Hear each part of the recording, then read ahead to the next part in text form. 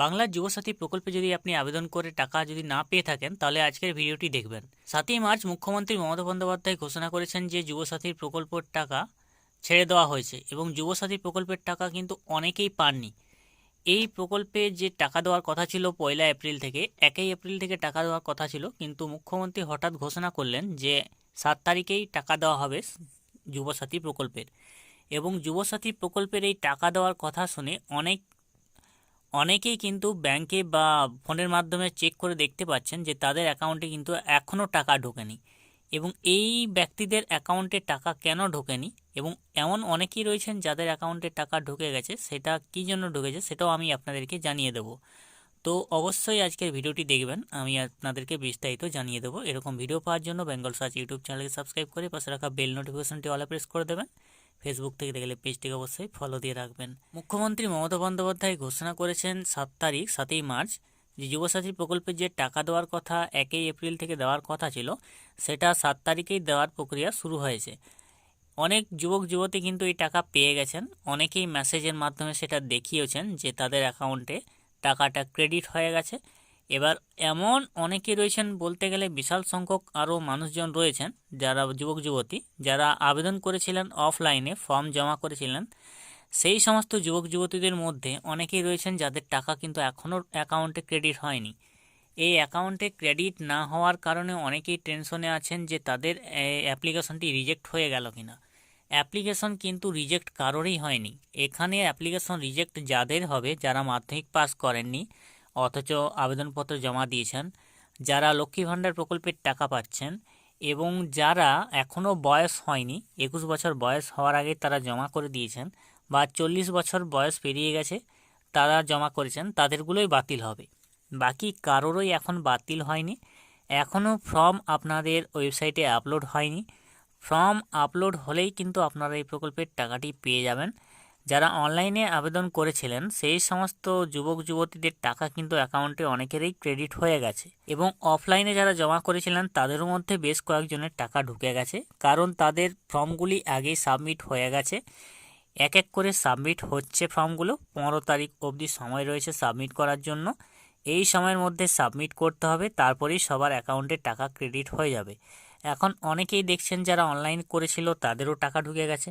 এবার অফলাইন করেছিল এমন কিছু জনের টাকা ঢুকেছে, কিন্তু অফলাইন করেছিল এমন অনেকেরই টাকা এখনও অ্যাকাউন্টে ক্রেডিট হয়নি। তারা হয়তো ভাবছেন যে তাদের হয়তো অ্যাপ্লিকেশনটি রিজেক্ট হয়ে গেছে।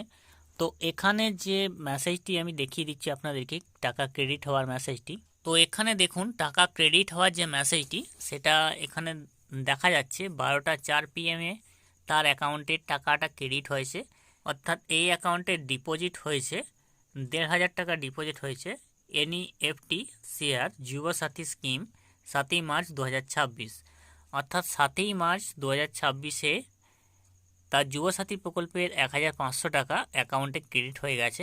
এখানে তার দেখা যাচ্ছে যে যুবসাথী স্কিম, সেই স্কিমে টাকাটা ঢুকে গেছে।